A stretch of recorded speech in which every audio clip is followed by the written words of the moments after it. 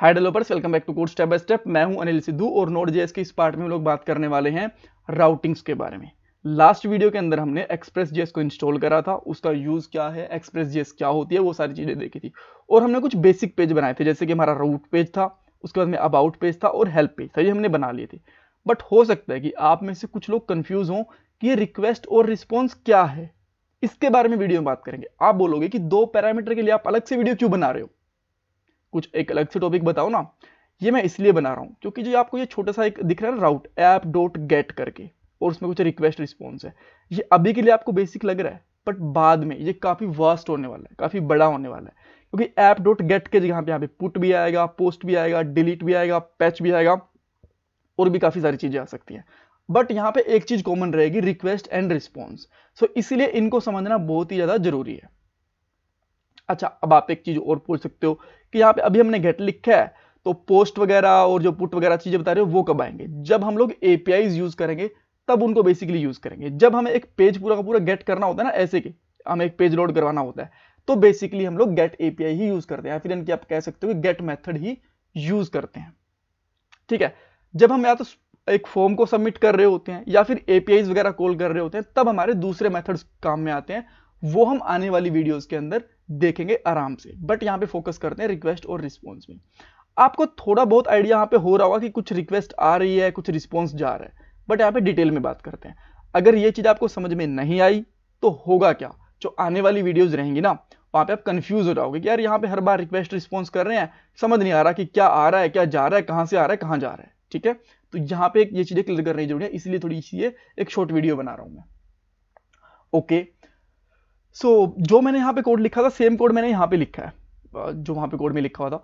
तो देखो, get method है, उसके बाद में रिक्वेस्ट और रिस्पॉन्स। इसका नाम अगर आप ए और बी भी कर दोगे ना पैरामीटर का, तो भी चलेंगे। एक्स और वाई भी कर दोगे तो भी चलेंगे, कोई फर्क नहीं पड़ता।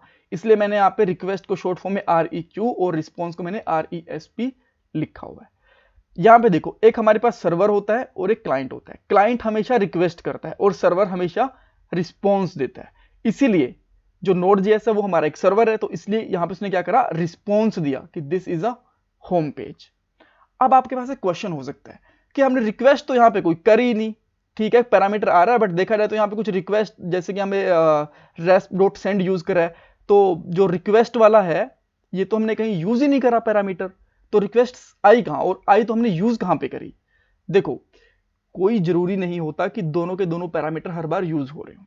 यहाँ पे जब हमें एक पेज लोड करवाना होता है, तो हमने इसको बाय डिफॉल्ट समझ लिया कि पूरा का पूरा पेज मान रहा है, कुछ स्पेसिफिक डाटा नहीं आया हमारे पास क्लाइंट साइड से, यानी कि ब्राउजर से। अगर मुझे कुछ डाटा सेंड करना होता, जैसे कि मैं यहाँ से नेम या फिर आईडी वगैरह कुछ सेंड कर रहा होता, तो मैं इसका REQ यानी जो रिक्वेस्ट पैरामीटर है उसका यूज कर रहा होता। बट अभी रिक्वेस्ट के अंदर कोई डाटा नहीं आया है, तो इसीलिए सर्वर बाय डिफॉल्ट समझता है कि हाँ, मेरे पास बस एक रिक्वेस्ट आ गई, और जो भी इस फंक्शन में लिखा हुआ है उसको एज अ रिस्पॉन्स थ्रो कर दो, फेंक दो ब्राउजर के लिए।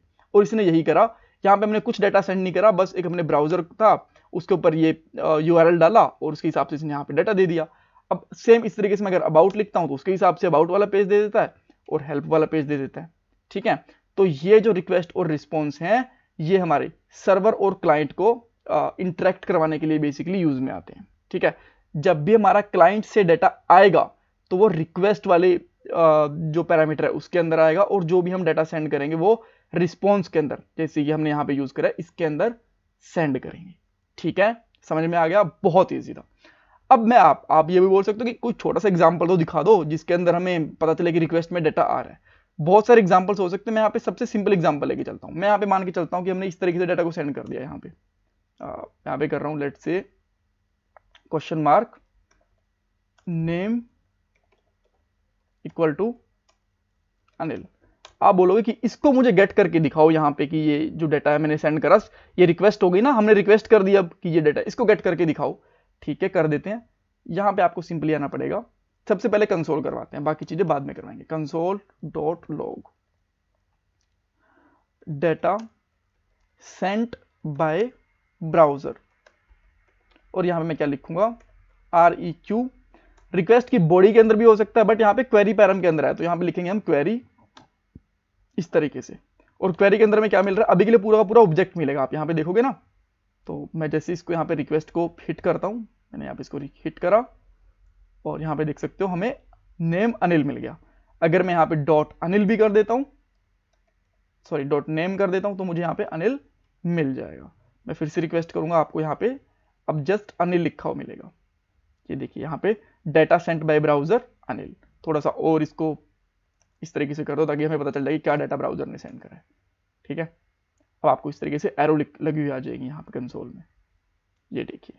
ठीक है, तो ये इस तरीके से हम डाटा सेंड करते हैं। बाद में पोस्टमैन के थ्रू भी डाटा सेंड करके दिखाऊंगा।